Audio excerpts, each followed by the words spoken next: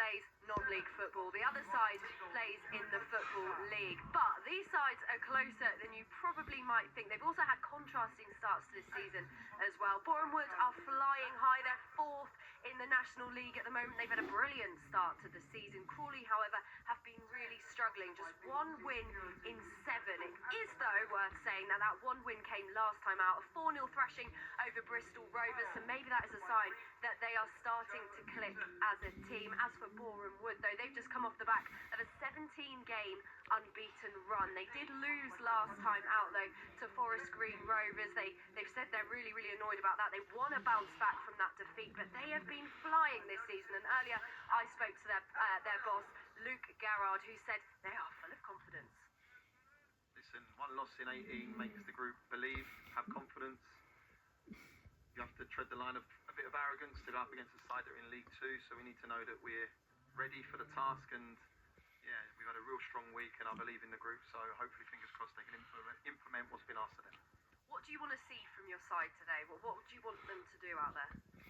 Exactly what we've been doing. We've been really progressive in the way we've played. We've changed the style of football, and we've taken games to team.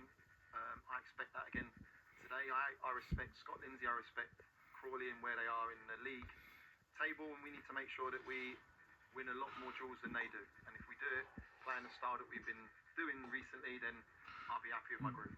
Look, this club they know what it means to go on a brilliant FA Cup run, don't they? So how much would it mean to win this today and maybe go on another FA Cup run? Yeah, my chairman messaged me last night and again this morning about memories. We've had some great memories at this football club with the FA Cup.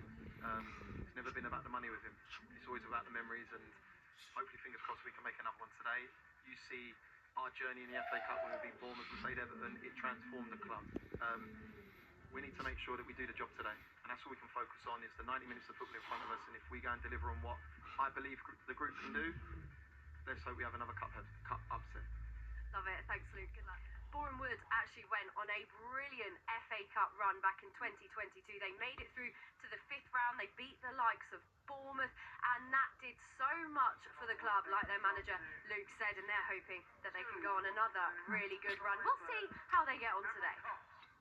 We will indeed. I think I was actually reporting when they got through in that incredible run last time. Hopefully more of the same today. Okay, well, elsewhere, there's actually no League 1 or 2 matches today due to the FA Cup, but there were 3 lunchtime games in the Championship.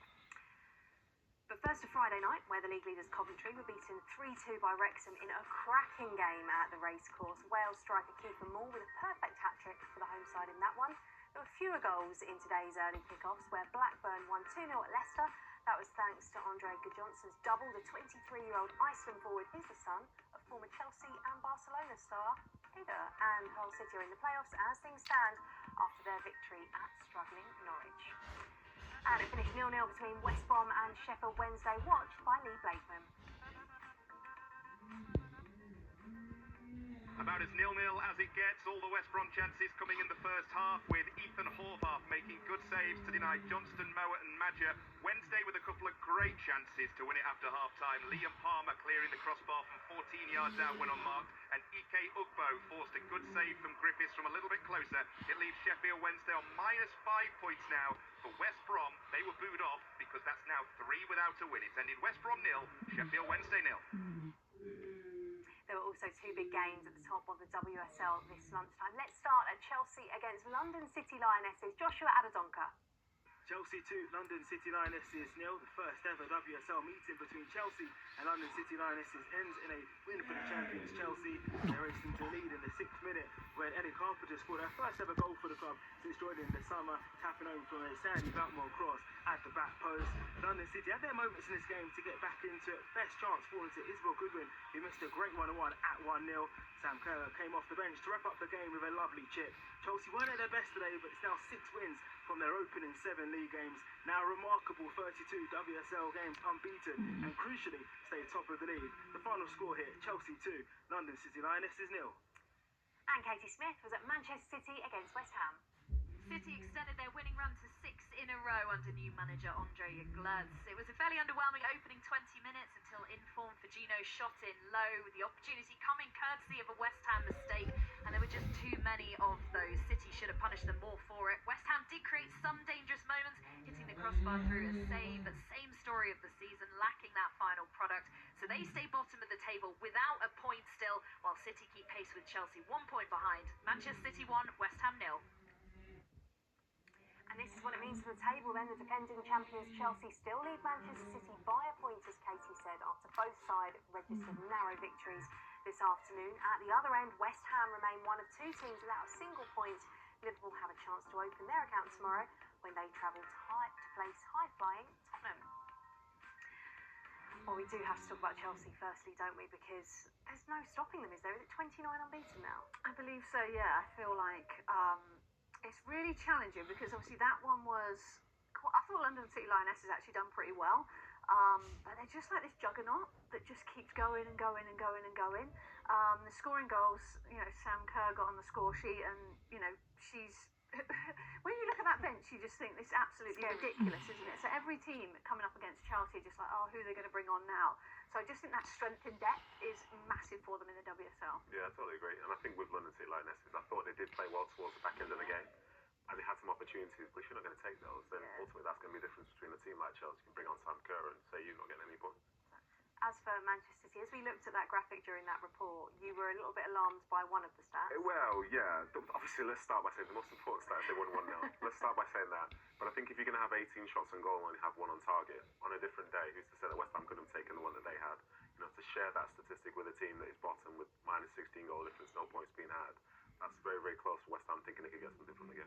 Can City push them all the way, Chelsea? I mean, yeah, because they can. They can. Do you believe they will? I should rephrase it. Do you know what? I'm going to be positive. I'm going to say yes. The 1st of November, everything's great. They will push them all the way. Agree, Ellen?